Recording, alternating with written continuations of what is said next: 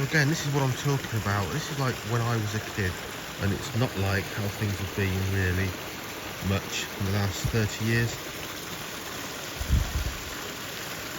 A cloud, a fog of midges, gnats. Not biting midges, not mosquitoes, just gnats, I guess we call them. The larvae will be feeding down in the aquatic environment, and they'll spend their breeding season as winged adults breeding. This is what feeds all of the swallows, wagtails, house martins, so on and so forth, frogs, dragonflies. And without this thick cloud of insects everywhere, a rich population, everything else falls down. And that's where the UK and a lot of the world is at now. Why? Mostly we believe, or people believe, due to agricultural spraying. At the end of the day, farmers do what everyone else does. They want to really make the most money, have the best lifestyle for the least amount of expenditure of time and money. And we drive what farmers do. We drive the economy. We want something cheap, and so on and so forth. But spraying farmers' fields, our food, us spraying around the world is pretty much devastating insect populations. I was talking to a farmer last year, because last year was the same. We had a short, nice early spring hot weather spell like we're having now. And I was talking to farmers, I said, I've not seen as many insects for years as I'm seeing this spring. And they said the same. And then a little bit later, both remarked, a little bit later in the year, not that long, a few weeks, maybe a couple of days, seems to be back to normal. He said, do you know what it is? We had such a wet winter going into the spring that myself and most of my farmer buddies were unable to access the land on our kit to spray those crops with the first round of insecticides. And he said, of course, now we all have across the country. Is that why? So a late spraying due to the inability to drive on that soft, soaking wet fields allowed those insects, the first flush of the year, to really boost up. Because if you've got a farmer's field there, it doesn't matter what kit you've got and how you do it, everything there of course gets killed, but a lot of stuff around the edges for sure. So that's one of the reasons, but who knows what else us humans are doing to the planet that is causing this catastrophic loss of insect life. Just the quality of our waterways, absolute disgrace. That'll suit some insect larvae, and it certainly doesn't suit a lot of others. So who knows, but it is good to see a van windscreen in 2025 absolutely plastered with dead insects, because that's a rare thing these days.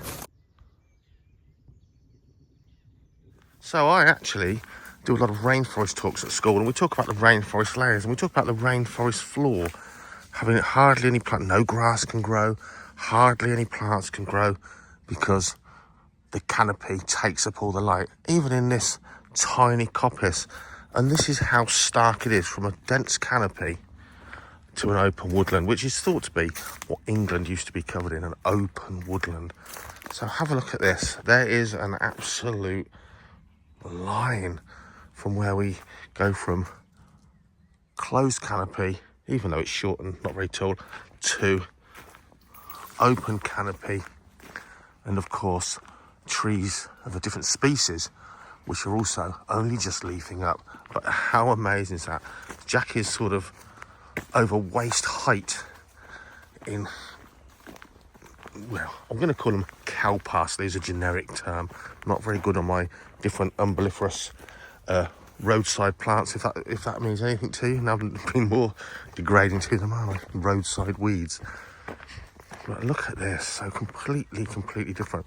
And when we get out the other side, I'm going to show you something else about these plants that are here at the beginning of May. They're just coming into flower.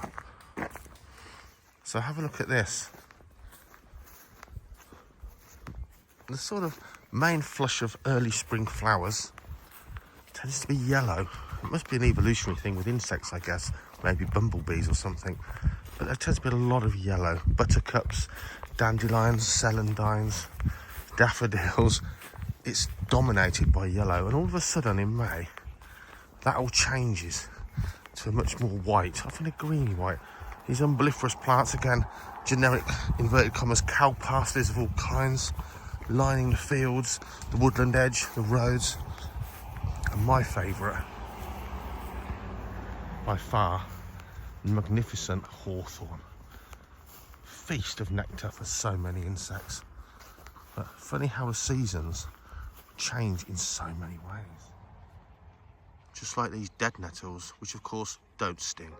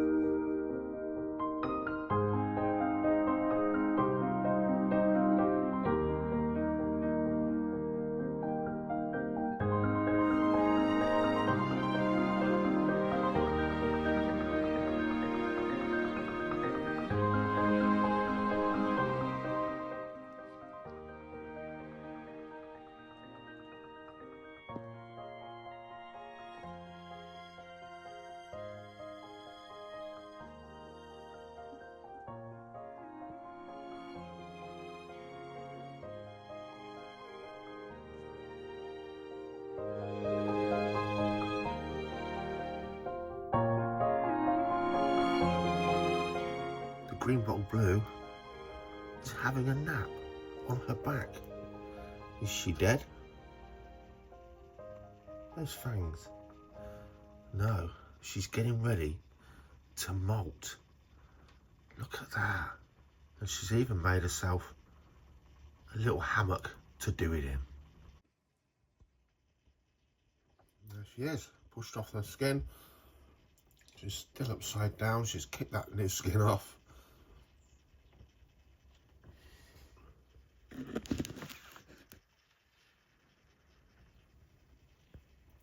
Brilliant.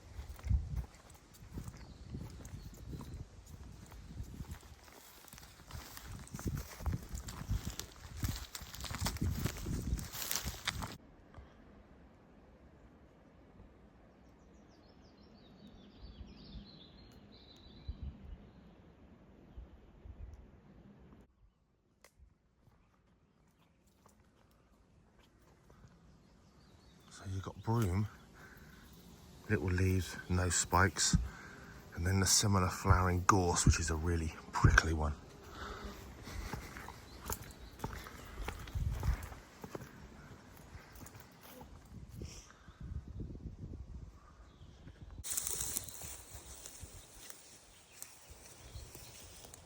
Oh wow, I've not seen anything like that since we were in Australia.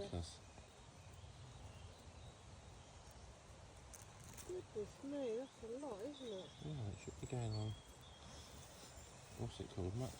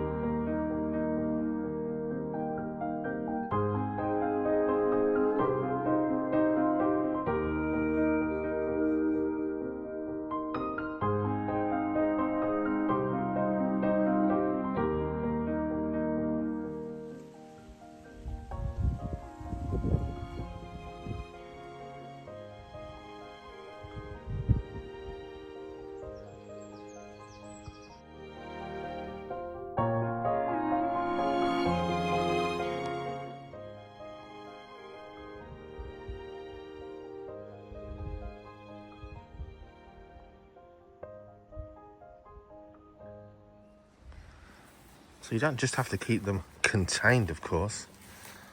If you've got the room, you can have wild reptiles. Not today, such as toads, frogs, native stuff. And it doesn't take a lot to make them some habitat. Pond, compost heap, log piles, rock piles, and of course a nice insect-friendly lush border, because that provides an awful lot of food,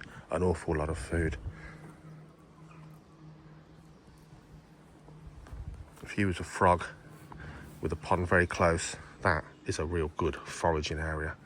And for toads and slow worms, and if you're really lucky, which I never have been, and you've got a pond full of frogs and toads, you might get grass snakes laying their eggs. Put your compost heap in a sunny spot, not a full shady spot. And for the stuff that's not native, again, good size outdoor enclosures where you can keep beautiful things like sand lizards. Look at that. And what's kept in here in past lives. Oh, we had bull snakes and black rat snakes, huge 7-foot bull snake. And of course, the colony of big glass lizards. They went to someone else to join their colony, hopefully as a future captive breeding project. And because I wanted this eventually, and always to be, for stuff that's more like British stuff. And as we mentioned before, very important to garden these enclosures. They need, like an aquarium, a little bit of TLC.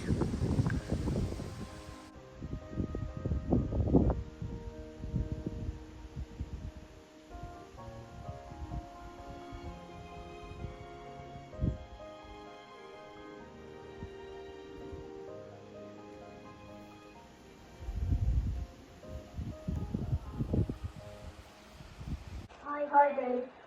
This is the new snake vivarium, and thank you so much for letting me have it for free.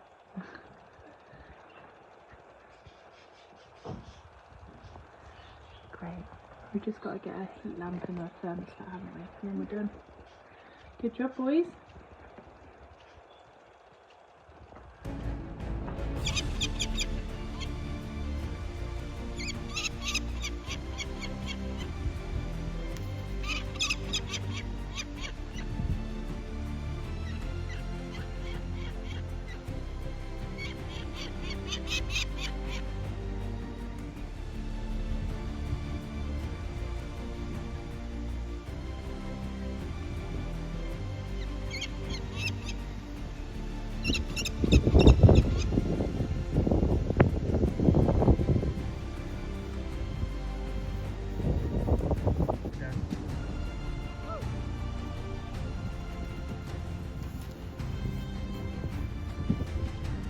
An abrupt stop.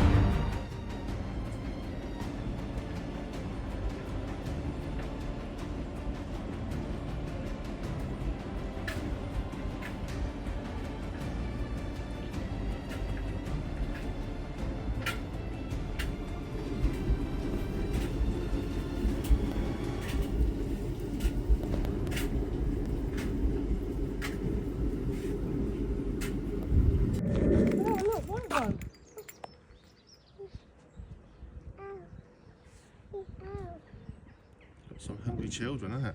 Hello. Oh, it's tiring, isn't it, flying like that for them?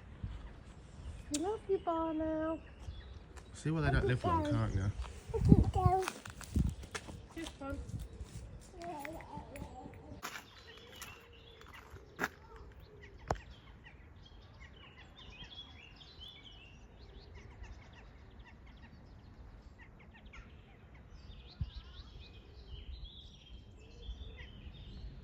Rainy night.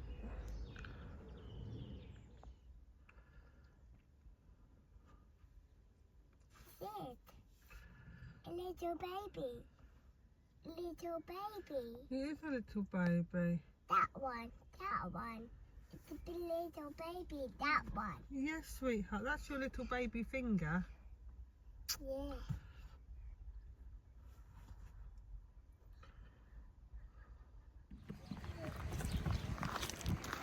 What is it, Lily? Hey, look, let's get a picture of a bag.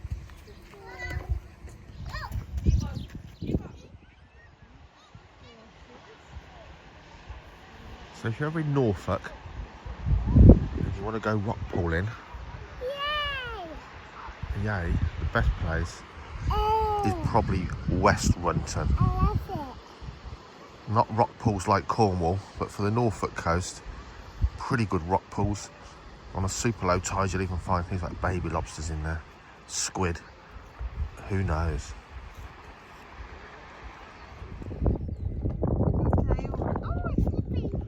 Show us one. Show me one, Lily. Whoa. Get him. Grandma, what are you using there to catch him with? Get it with your hand, Lily. Yeah, Grandma, just pick him up. He is. Oh.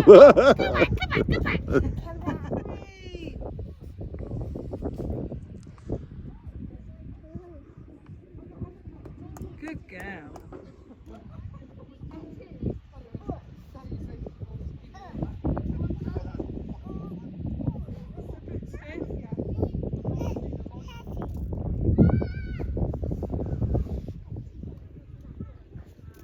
What are you doing? What are you doing, Lil?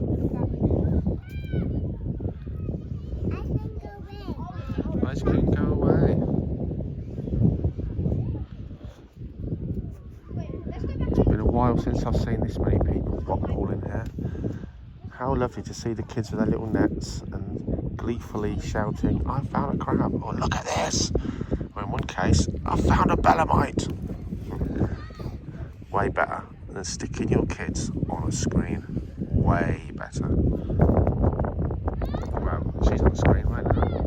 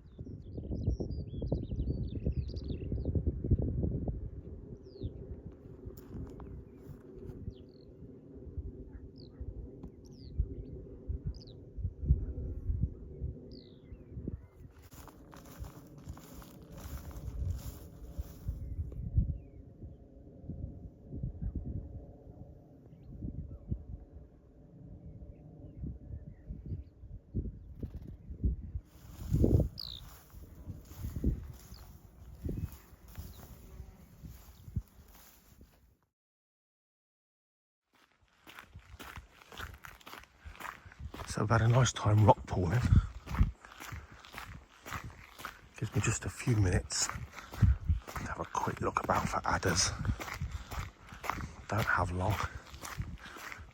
The girls are in the van snoozing, but I know they're going to want fish and chips soon. So I'm just going to check out a couple of spots here in Norfolk that I know. Quite a lot of people about, it's half term. It's sort of late afternoon, so got plenty of people around with dogs and dog walking. Obviously, not ideal. Oh, I'll tell you what's not ideal. Wow. Compared to a local patch we were looking at earlier in the week, where the bracken was only just growing up. Look at that. Wow. It's already that spring adder hunting season.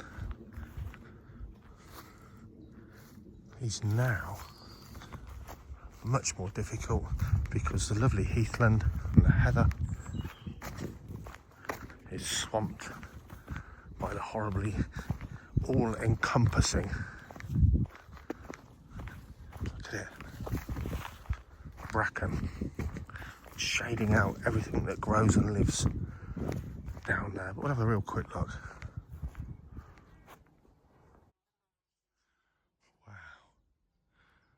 That's crazy.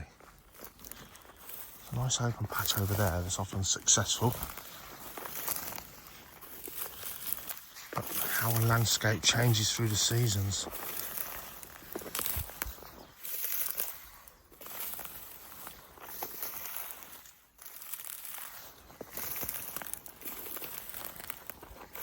Wonder how this spot has even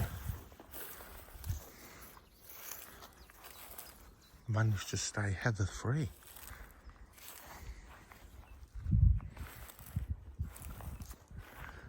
So it's 16 degrees, but of course that's the shade temperature. It's absolutely baking. It's not as hot as it has been. We've had some, I don't know, 25°C days this spring. So it's nowhere near that hot. But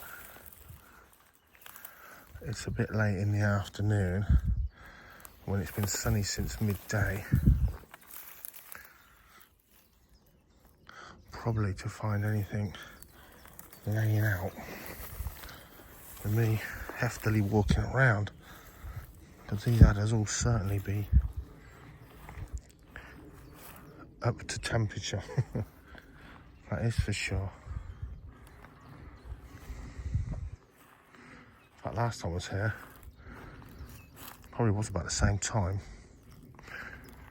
a year or two ago. And the only one I found was a male on the move.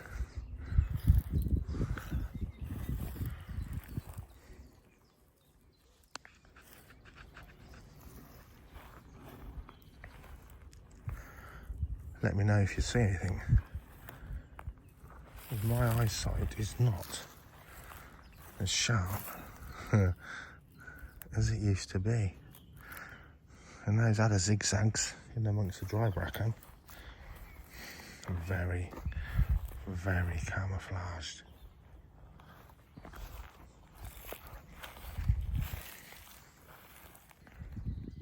Looks good though.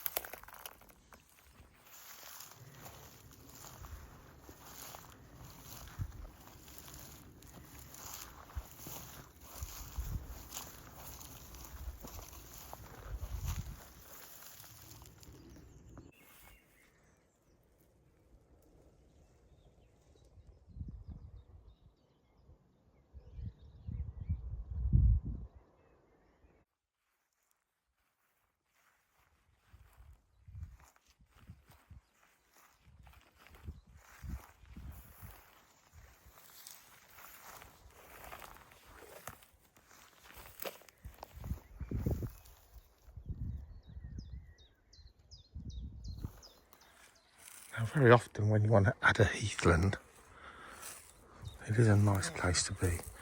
Get a lot of nice wild flowers and plants.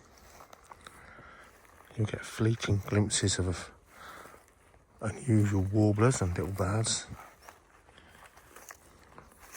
Productive places for spiders. And very often lizards and slowworms as well. So never a dull moment, but no sign of adders.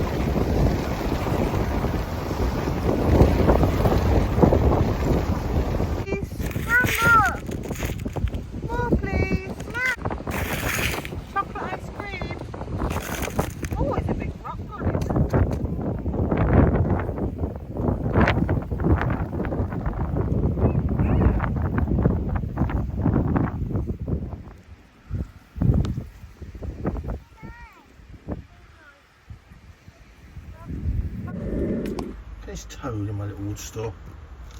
Oh, it's a real big one. And when I moved into the house, there were toads already in here. Well, toads already in here. Not in the house, in the garden. They've never bred in my pond, so they must have somewhere nearby. Because there's always plenty around. You'll just see, that is the size of that. Anyway, we got a bit stuck trying to get home, so move that out of the way and get into there. There he goes. Tell us what it is. Bug. Give him a touch. Poke his bum. Oh, too slow. Quicker, Lily. Faster. Faster. He's getting away. Oh, go. Chase him into the pond. Go. Oh. A bit nearer. See if he goes back to his pond. Mama! he's busy. Give him a little touch on his bum. No. Go on. See what he does. Oh, Lily. He's getting away. Yeah. And again. Lil. And again. Oh, he's going to go. One more jump and he'll be in the pond. One more. It's going the wrong way. One more, Lily. He'll go splosh. Wow. Is it nice in there? Shall I get you some food? Do you want to stay there till tomorrow? Is that your new house?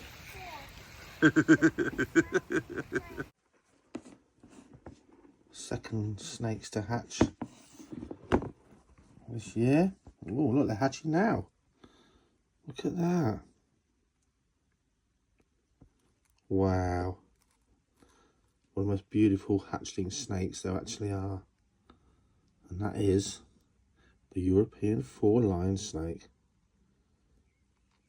Absolutely stunning. Absolutely stunning.